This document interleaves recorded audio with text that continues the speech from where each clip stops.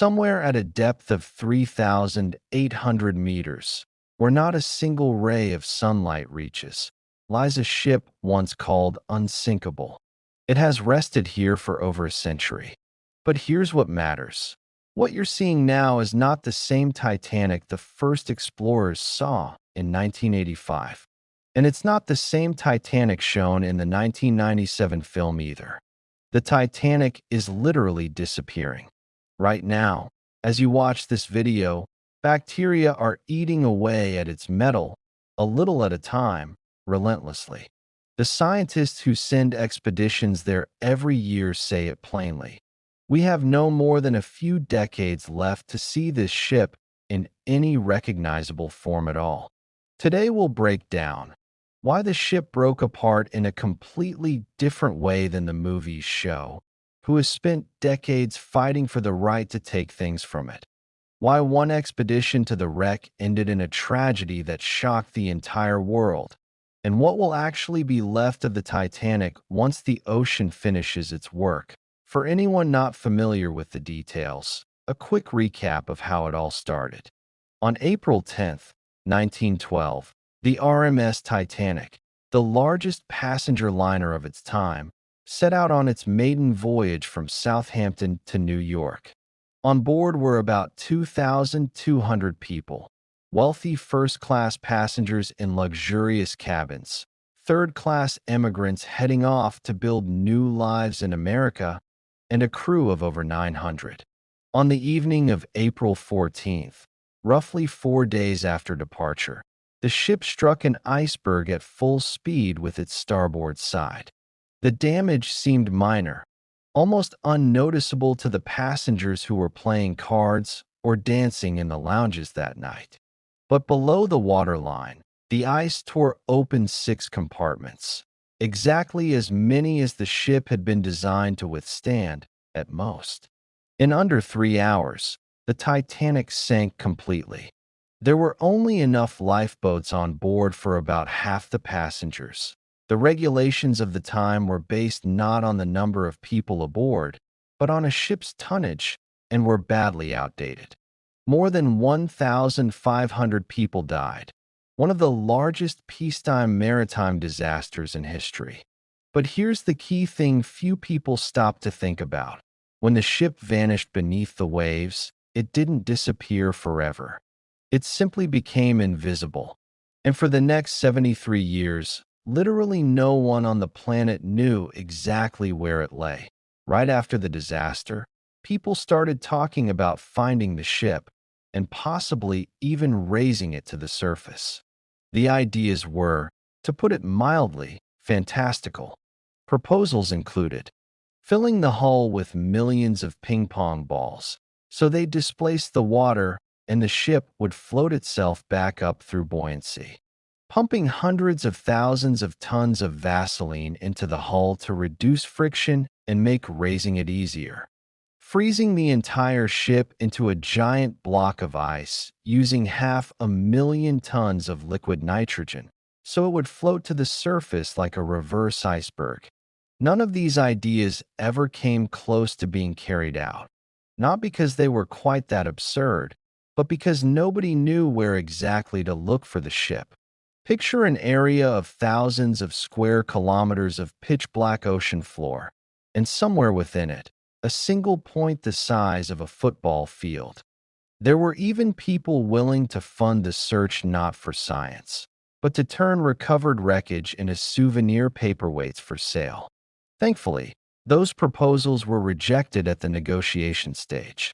The first serious technical attempts began in 1977. Researcher Robert Ballard of the Woods Hole Oceanographic Institution tried using a specialized drill ship equipped with sonar and cameras attached to the end of a drill pipe. The attempt failed. The search dragged on for years, in fits and starts, without results. The technology capable of effectively combing that depth and that area of seafloor simply didn't exist yet. The Titanic remained, in essence, the world's most famous mystery about exactly where a well-documented object rests on the ocean floor. And here's a twist that few people know about, even among Titanic enthusiasts. Robert Ballard's 1985 expedition, the one that finally found the ship, was made possible in large part thanks to the U.S. Navy. Ballard secured funding from the Navy officially for an entirely different task, surveying the wrecks of two sunken American nuclear submarines from the Cold War era, the USS Thresher and the USS Scorpion, resting on the Atlantic floor. The Navy wanted to confirm that the nuclear reactors and warheads on those submarines posed no environmental threat, and at the same time assess whether Soviet submersibles had managed to reach the classified wreckage. The search for the Titanic was essentially a side project, something Ballard could pursue with whatever time remained in the expedition after completing the secret primary mission. This part of the story stayed under wraps, or at least largely unnoticed, for years. Then, on September 1st, 1985, around 1 in the morning, the screens of a towed underwater camera sled revealed the clear outline of one of the ship's boilers, exactly the type of boiler the Titanic used. The Titanic had been found. It lay at a depth of about 3,800 meters, roughly 600 kilometers southeast of the coast of Newfoundland, Canada, considerably farther from the location searched based on the original 1912 calculations. And here came the first major shock for the researchers. The ship wasn't lying in one intact piece, as everyone had expected. It had broken into two large sections, resting on the seafloor about 600 meters apart. This finally confirmed something people had long been reluctant to believe. Survivor accounts claiming the ship broke in half at the surface before it disappeared underwater turned out to be true. Now, the most interesting part. What exactly lies on the ocean floor today, and what does it actually look like? The bow section. The bow held up relatively well compared to the stern. It plowed into the muddy seabed at speed and became lodged several meters deep. Thanks to that, many of the interiors, corridors, sections of the staircase, cabins, have remained recognizable even decades after the ship went down. But there are losses here too, and they accumulate every year. The legendary Titanic, lettering in large metal letters on the bow side, has vanished entirely. All that remains is a tear in the metal where it used to be mounted. The famous crow's nest, the observation post high on the mast where the fatal iceberg was first spotted, is today completely destroyed, with virtually nothing left of it. The stern section. The stern is a very different story. Because the ship broke in half while still at the surface, the stern stayed afloat on its own for a while before sinking separately, spinning and falling nearly straight down rather than gently descending. The impact with the seafloor at that speed caused catastrophic destruction. The stern is crumpled in on itself, twisted, and deformed to the point that at first glance it's hard to recognize it as part of a passenger liner at all. The debris field. Between the bow and the stern lies what's known as the debris field, roughly 15 square miles, or several dozen square kilometers. Scattered here are hundreds of thousands of items that spilled from the ship as it went down and as it broke apart. Porcelain dishware bearing the White Star Line pattern, leather shoes, dozens of suitcases, interior fittings, and passengers' personal belongings. Everything from perfume bottles to children's toys. It was in this debris field, in 2024, that researchers discovered a bronze statuette of the Roman goddess Diana. It had lain unnoticed on the seabed for over a century and was only caught on camera hours before the expedition ended. The statuette once adorned one of the ship's luxurious lounges, and when the hull tore apart, it was simply swept out into the darkness along with other interior debris. Every new expedition documents changes in this field. For instance, In 2024, a team of researchers compared fresh imagery against 2010 scans and discovered that a 15-foot section of the legendary bow railing, the same one Jack and Rose stood at in the 1997 film, had broken off and now rests separately on the seafloor. Multi-beam imaging confirmed it fell as a single piece. The Titanic's main enemy today isn't so much salt water and corrosion as it is living organisms. Colonies of bacteria are actively growing on the metal of the hull, forming distinctive streaks that look like frozen icicles made of rust. They're called rusticles, from the word rust. These bacteria literally feed on the iron in the hull, breaking down the metal as part of their own metabolic process. For a long time, it was assumed that the ocean depths were nearly lifeless. Research conducted since the mid-1980s completely disproved that. The seafloor at the Titanic's depth turned out to be a densely populated ecosystem that, in terms of species diversity, can rival tropical rainforests. As far back as the 1991 expedition, when footage was being shot for an IMAX film, scientists were stunned by how many different organisms were living directly on and around the ship's hull. Beyond biological decay, the hull is also affected by galvanic corrosion, a chemical process triggered by contact between different metals and salt water, as well as powerful bottom currents that constantly wash over the ship, sweeping away sediment and gradually widening the openings in the hull. Because of this combination of factors, the ship loses recognizable features one by one, year after year. In 2019, an international team of researchers reported that Captain Smith's legendary bathtub had disappeared. The outer wall of his cabin had collapsed earlier, exposing the interior, and the tub itself had become obscured amid debris and silt. However, a 2021 expedition clarified that the tub hadn't actually vanished. The view of it was simply blocked by wreckage. The gymnasium near the grand staircase, long one of the most recognizable interiors, has collapsed in the nearly 40 years since its discovery. The Titanic has seen dozens of expeditions, scientific, commercial, and even cinematic. One of the most famous visits was made by director James Cameron, who personally dove to the wreck to film footage for his 1997 movie. During one expedition, a mere submersible collided with the ship's hull. The collision damaged both the submersible and part of the Titanic's superstructure. Fragments of the submersible's propeller shroud still lie scattered near the ship's superstructure. Captain Smith's cabin was damaged in part by the collapse of an exterior bulkhead, likely caused, at least in part, by collisions like this one. Over time, commercial activity around the wreck grew as well. RMS Titanic Incorporated, which was granted exclusive salvage rights to the disaster site by court order in 1994, has organized 9 expeditions since 1987 and recovered more than 5,000 artifacts from the seabed. Many of these are displayed in museums and traveling exhibitions around the world, everything from silverware to fragments of the hull. Some of the recovered items became genuine sensations.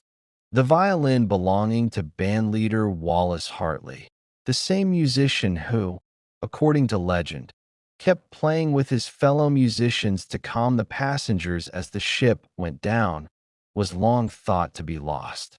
It turned out to have sat for years in the attic of a British home, and after 7 years of authentication, it was confirmed genuine and sold at auction for $1.7 million.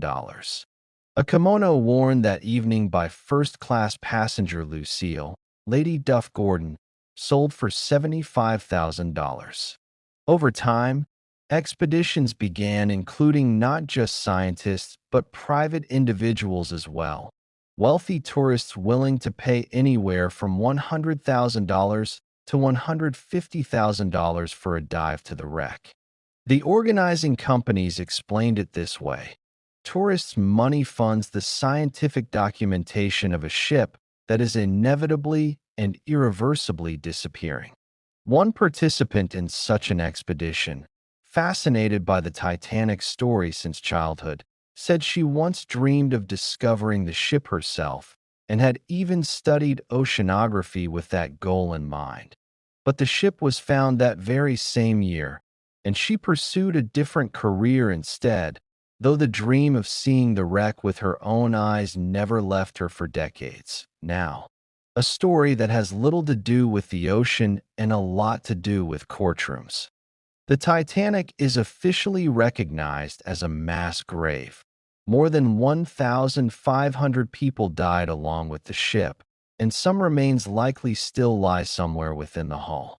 That's precisely why, in 2012, ahead of the disaster's centennial, an international UNESCO Convention on the Protection of Underwater Cultural Heritage came into force.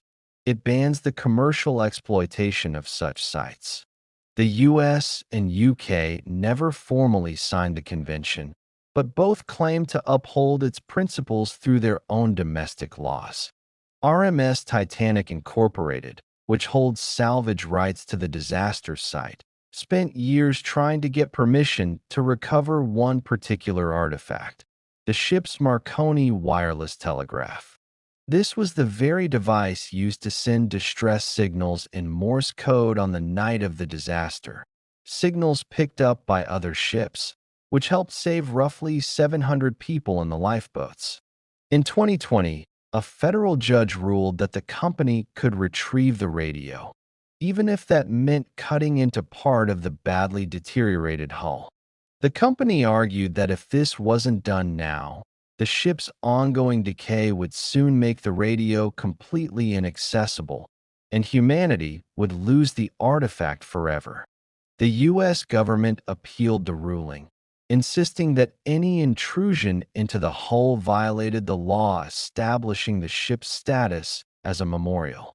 The case was shelved indefinitely because of the coronavirus pandemic and was never fully resolved.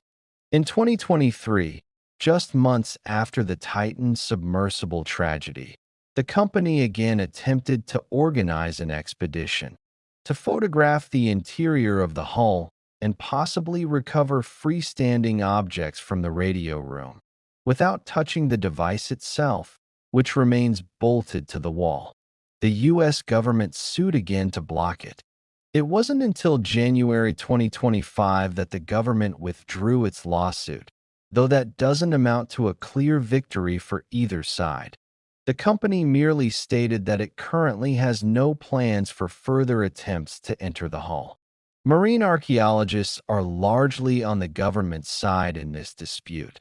They emphasize that artifacts removed from their context lose scientific and cultural value, and that allowing commercial removal of items from such an iconic site sets a dangerous precedent for lesser-known, but no less important, underwater heritage sites around the world. In June 2023, one expedition to the wreck ended in a tragedy that gripped the world's attention for several days.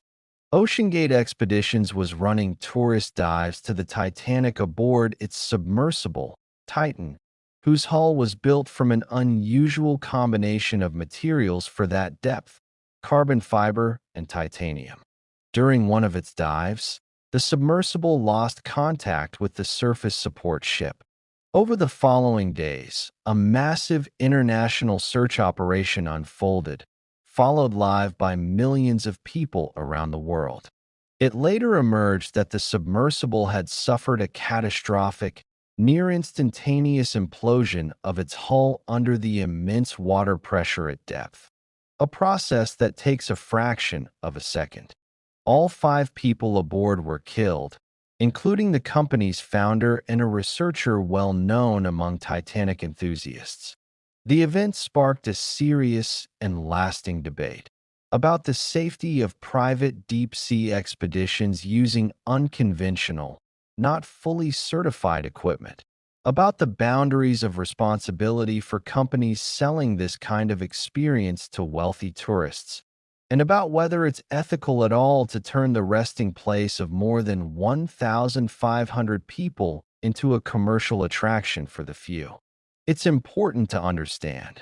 This tragedy has no direct connection to the scientific expeditions run by RMS Titanic Incorporated or the other research missions discussed earlier in this video. It involved a different company altogether and a fundamentally different, far less tested type of vessel. We're deliberately not going into detail about this tragedy in this video. It deserves its own separate, careful, and balanced coverage. Now, perhaps the most important technological breakthrough in recent years in the study of the Titanic. In 2022, a team of researchers partnered with a deep-sea mapping company to carry out the most extensive scan of the wreck in its entire history. Over 3 weeks, uncrewed underwater vehicles continuously photographed the ship and its debris field around the clock, capturing more than 715,000 individual images and gathering 16 terabytes of data. The result of nearly 2 years of analysis by a team of historians, engineers, and forensic experts was a complete digital twin of the Titanic at a 1:1 scale, accurate down to a single rivet. This work made it possible to essentially reassemble the scattered hull fragments like a giant puzzle and reconstruct, in a new way, the ship's final minutes at the surface. It turned out, among other things, that the ship didn't break in half cleanly, as had long been assumed based on eyewitness accounts. In reality, the hull was violently torn apart, and that tear ran straight through the first-class cabins, where prominent passengers such as millionaire John Jacob Astor and businessman Benjamin Guggenheim likely sought shelter in their final moments. The scan analysis also lent significant support to clearing the name of Officer William Murdoch, who for decades had been accused of abandoning his post during the evacuation. New high-resolution data on the exact position of a lifeboat davit, the mechanism used to lower a lifeboat, strongly suggests that his crew was most likely preparing to lower another lifeboat in the final seconds before a wave swept the officer overboard. This aligns with the account given for years by Second Officer Charles Lightoller, who always maintained that version of events. This digital twin is, in essence, an insurance policy for the entire story. Even once the physical ship on the ocean floor finally crumbles into an unrecognizable mass of metal, its full appearance as of 2022 will remain preserved digitally forever, available for study, reconstruction, and perhaps for future generations of researchers working with technologies we can't even imagine. YET.so. The key question we started with: how much time do we have left? There's no precise answer. Too many variables affect the rate of decay all at once.